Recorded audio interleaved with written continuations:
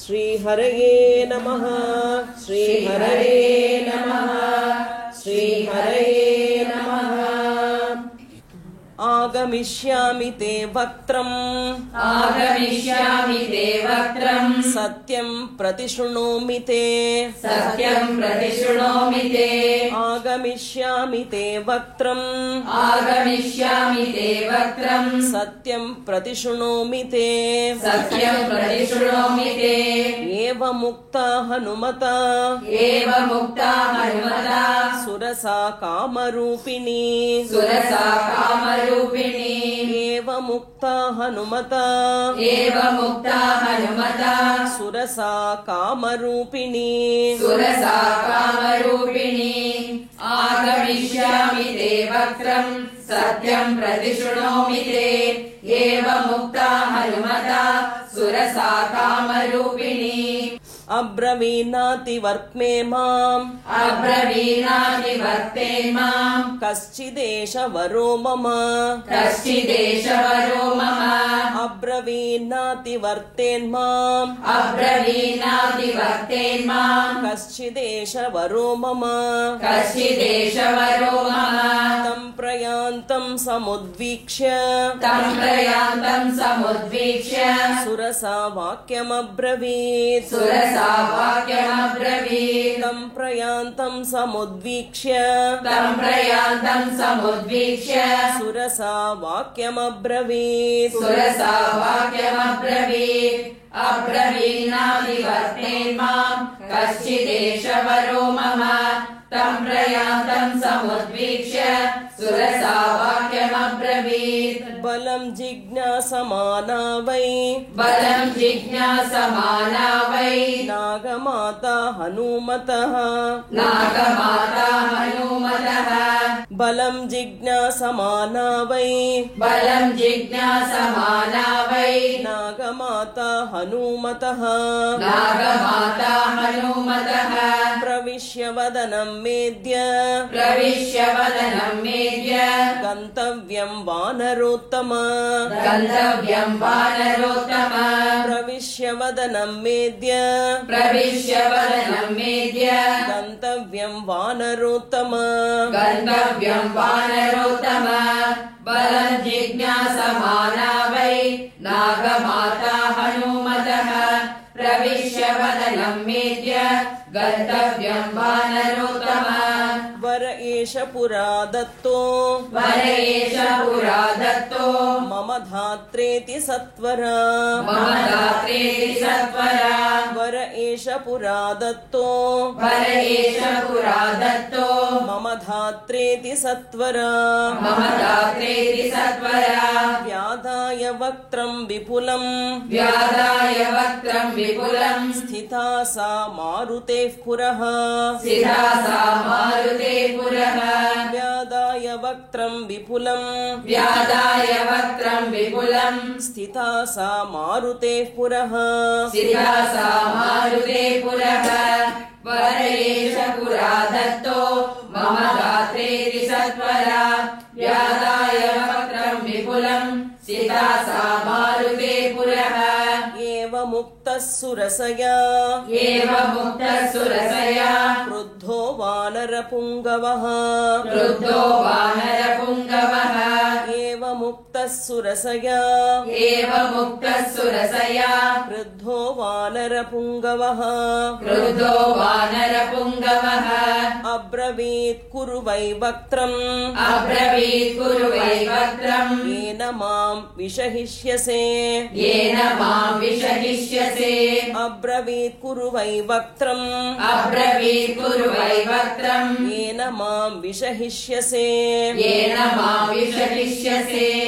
एवमुक्तः सुरसया क्रुद्धो वानरपुङ्गवः अब्रवीत् कुरु वै वक्त्रम् येन मां विषहिष्यसे इत्युक्त्वा सुरसां क्रुद्धो इत्युक्त्वा सुरसां क्रुद्धो दशयोजनमायताम् दशयोजनमायतः इत्युक्त्वा सुरसां क्रुद्धो इत्युक्त्वा सुरसां क्रुद्धो दशयोजनमायताम् दशयोजनमायताम् दशयोजनविस्तारो दशयोजनविस्तारो बभूव हनुमांस्तदा बभूव हनुमांस्तदा दशयोजनविस्तारो दशयोजनविस्तारो बभूव हनुमांस्तदा बभूव हनुमांस्तदा इत्युक्त्वा सुरसां क्रुद्धो दशयोजनमायताम्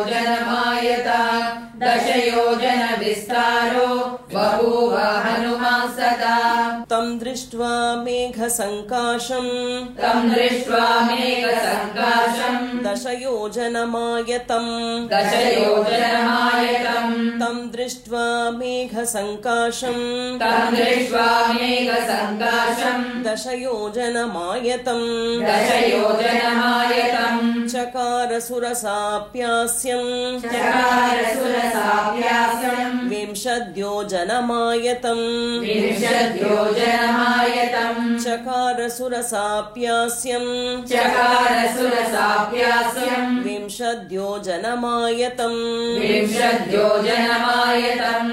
तं दृष्ट्वा मेघसङ्काशम् दशयोजनमायतम् चकार सुरसाप्यास्यम् विंशद्योजनमायतम् तद्दृष्ट्वा व्यादितं चास्यम् तद्दृष्ट्वा व्यादितं चास्यम् वायुपुत्रः सुबुद्धिमान् वायुपुत्रः सुबुद्धिमान् तद्दृष्ट्वा व्यादितं चास्यम् तद्दृष्ट्वा व्यादितं चास्यम् वायुपुत्रः सुबुद्धिमान् वायुपुत्रः सुबुद्धिमान् दीर्घजिह्वं सुरसया दीर्घजिह्वं सुरसया सुघोरं नरकोपमम् सुघोरं नरकोपमम् दीर्घजिह्वं सुरसया दीर्घजिह्वं सुरसया सुघोरं नरकोपमम् सुघोरं नरकोपमम् तं दृष्ट्वा व्यादितं चास्यम् वायुपुत्रः सुबुद्धिमान् दीर्घजिह्वं सुरसया सुघोरं नरकोपमम् ससंक्षिप्यात्मनः कायम् ससंक्षिप्यात्मनः कायम् जीमूत इव मारुतिः जीमूत इव मारुतिः ससंक्षिप्यात्मनः कायम् ससंक्षिप्यात्मनः कायम् जीमूत इव मारुतिः जीमूत इव मारुतिः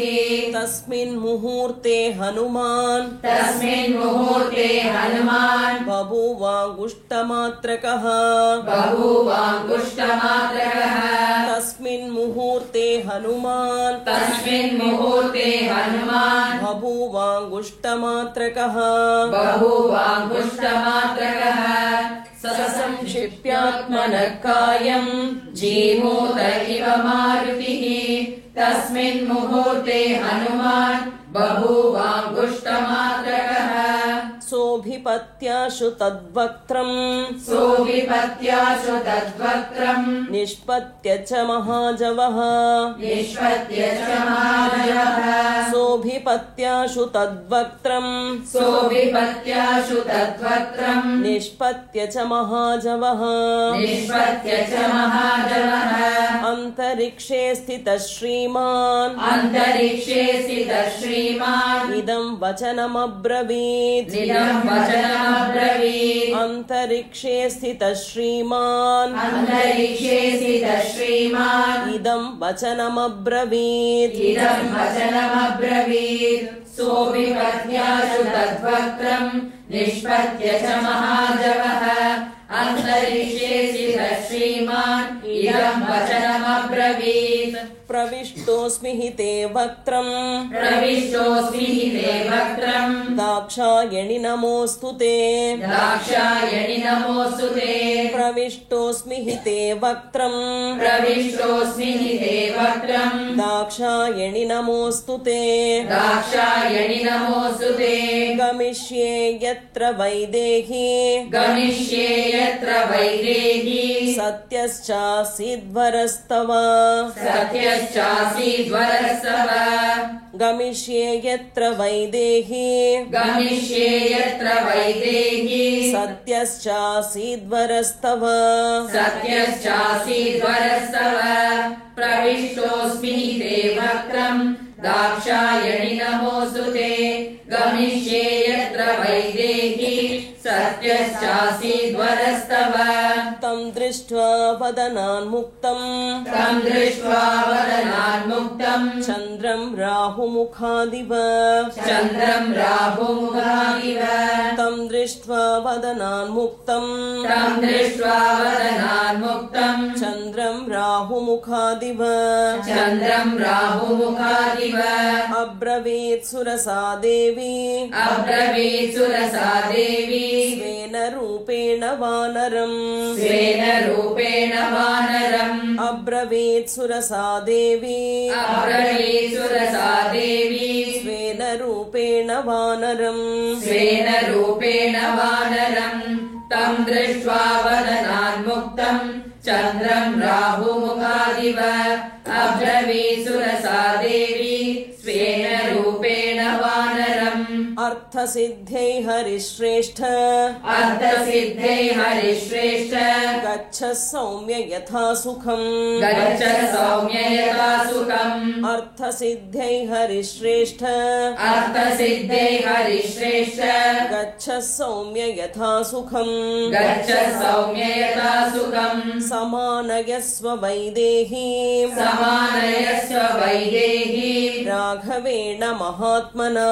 राघवेण महात्मना समानयस्व वैदेहीं समानयस्व वैदेही राघवेण महात्मना राघवेण महात्मना अर्थसिद्धे हरिश्रेष्ठ गच्छ सौम्य यथा सुखम् समानयस्व वैदेही राघवेण महात्मना तत्तृतीयं हनुमतो तत्तृतीयम् हनुमतो दृष्ट्वा कर्मसु दुष्करम् दृष्ट्वा कर्मसु दुष्करम् तत्तृतीयं हनुमतो तत्तृतीयम् हनुमतो दृष्ट्वा कर्मसु दुष्करम् दृष्ट्वा कर्मसु दुष्करम् साधु साध्विति भूतानि साधु साध्विति भूतानि प्रशशंसुस्तदा हरिम् प्रशशंसुस्तदा हरिम् साधु साध्विति भूतानि साधु साध्विति भूतानि प्रशशंसुस्तदा हरिम् प्रशशंसुस्तदा हरिम् तत्तृतीयम् हनुमतो दृष्ट्वा कर्मसु दुष्करम् साधु साध्विति भूतानि प्रशशंसुस्तदा हरिम् जगामाकाशमाविश्य जगामाकाशमाविश्य वेगेन गरुडोपमः वेगेन गरुडोपमः जगामाकाशमाविश्य जगामाकाशमाविश्य वेगेन गरुडोपमः वेगेन गरुडोपमः सेविते वारिधाराभिः सेविते वारिधाराभिः पतगैश्च निषेविते पदकैश्च निषेविते सेविते वारिधाराभिः सेविते वारिधाराभिः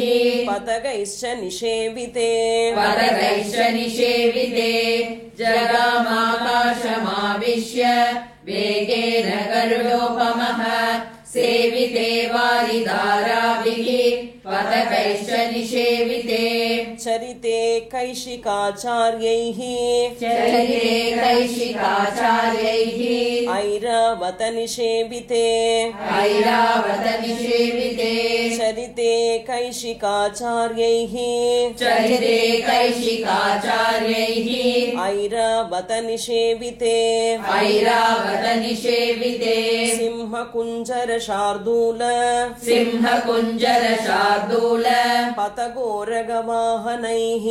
पतघोरगवाहनैः सिंहकुञ्जर शार्दूल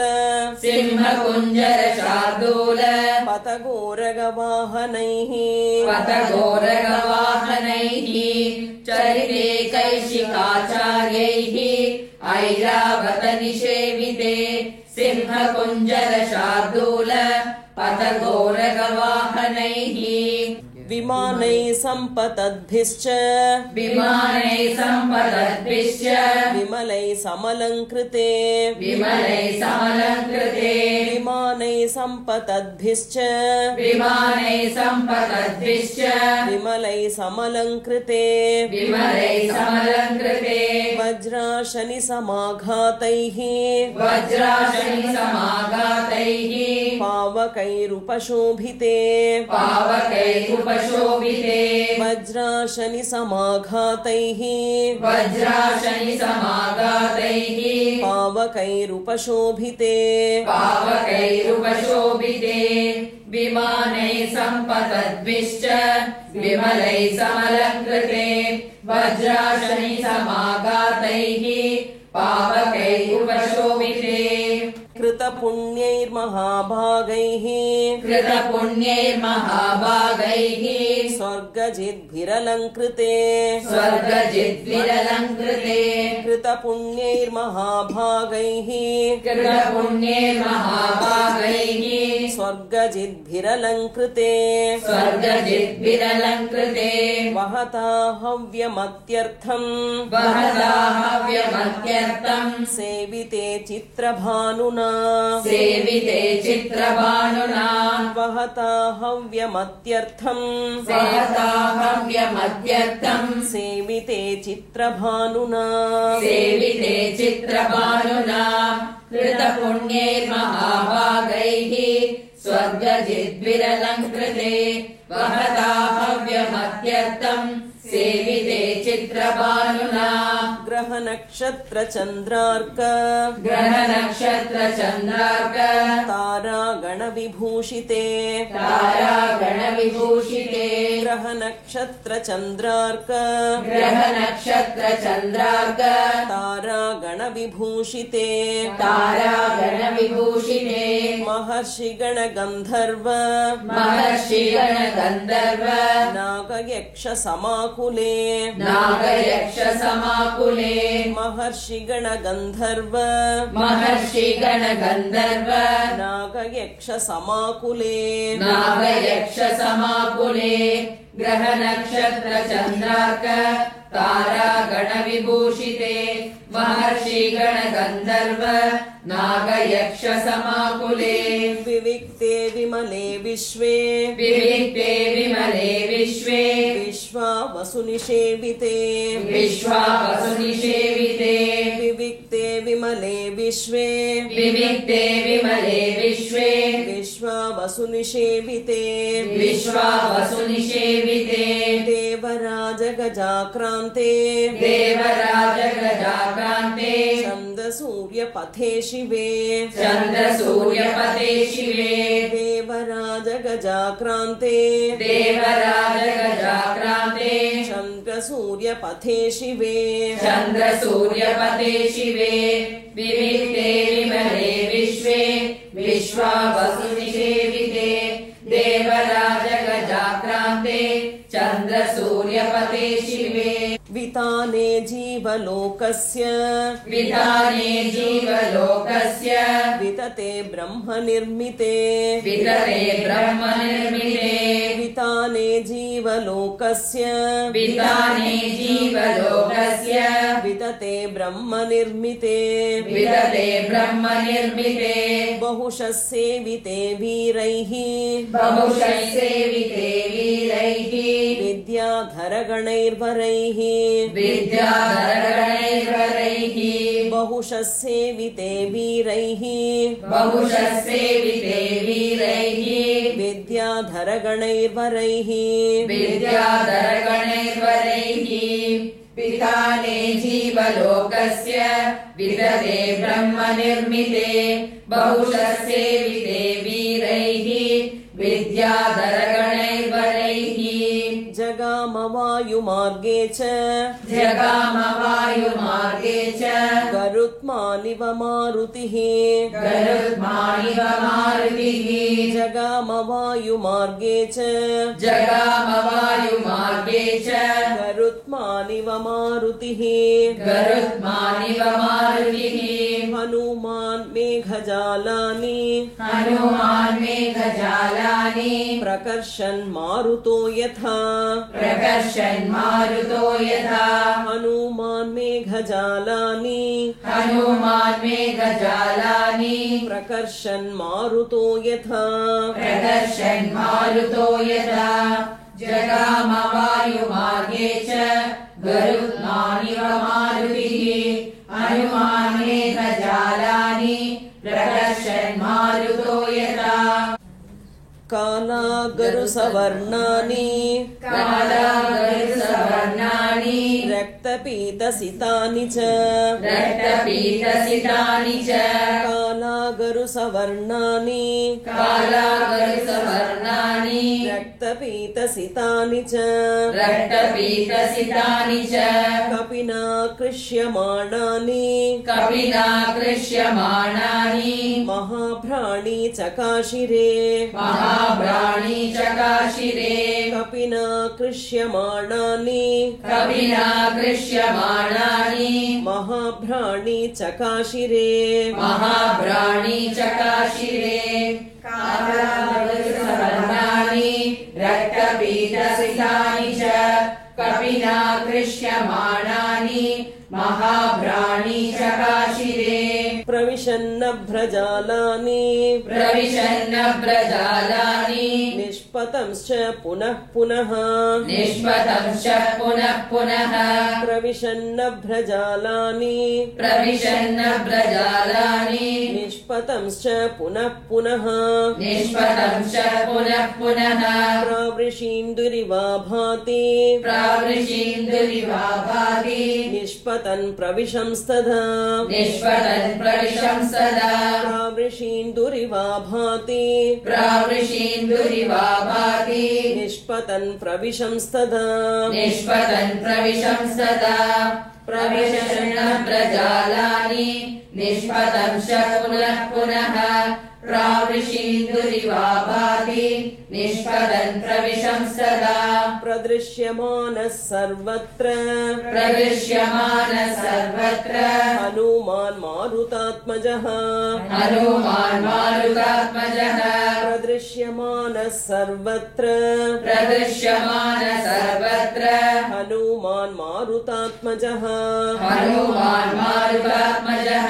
भेजेम्बरं निरालम्बम् वेजेम्बरं निरालम्बम् लम्बपक्ष्म इवाद्रिराट् लम्बपक्ष इवादिराट् भेजेम्बरं निरालम्बम् वेजेम्बरं निरालम्बम् लम्बपक्ष इवाद्रिराट् लम्बपक्ष इवादिराट् भेजेम्बरं निरालम्बम् वेजेम्बरं निरालम्बम् लम्बपक्ष इवाद्रिराट् लम्बपक्ष इवादिराट् प्रदृश्यमान सर्वत्र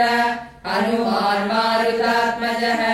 वेजेम्बरं निरालम्बम् लम्बपक्ष इवादिराट् प्लवमानं तु तं दृष्ट्वा प्लवमानं तु तं दृष्ट्वा सिंहिका नाम राक्षसी सिंहिका नाम राक्षसी प्लवमानं तु तं दृष्ट्वा प्लवमानं तु तं दृष्ट्वा सिंहिका नाम राक्षसी सिंहिका नाम राक्षसी मनसा चिन्तयामास मनसा चिन्तयामास प्रवृद्धा कामरूपिणी प्रवृद्धा कामरूपिणी मनसा चिन्तयामास मनसा चिन्तयामास प्रवृद्धा कामरूपिणी प्रवृद्धा कामरूपिणी प्लवमानं तु तं दृष्ट्वा सिंहिका नाम राक्षसी मनसा चिन्तयामास प्रवृद्धा कामरूपिणी अद्य दीर्घस्य कालस्य अद्य दीर्घस्य कालस्य भविष्याम्यहमाशिता भविष्याम्यहमाशिता अद्य दीर्घस्य कालस्य अद्य दीर्घस्य कालस्य भविष्याम्यहमाशिता भविष्याम्यहमाशिता इदं हि मे महत्सत्त्वम् इदं हि मे महत्सत्त्वम् चिरस्य वशमागतम् चिरस्य वशमागतम् इदं हि मे महत्सत्त्वम् इदं हि मे महत्सत्त्वम् चिरस्य वशमागतम् चिरस्य वशमागतम् अद्य दीर्घस्य कालस्य भविष्याम्यहमाशिता इदं हि मे महत्सत्त्वं चिरस्य वशमागतम् इति सञ्चिन्त्य मनसा छायामस्य समाक्षिपत् इति सञ्चिन्त्य मनसा छायामस्य समाक्षिपत् छायायां गृह्यमाणायां चिन्तयामास वानरः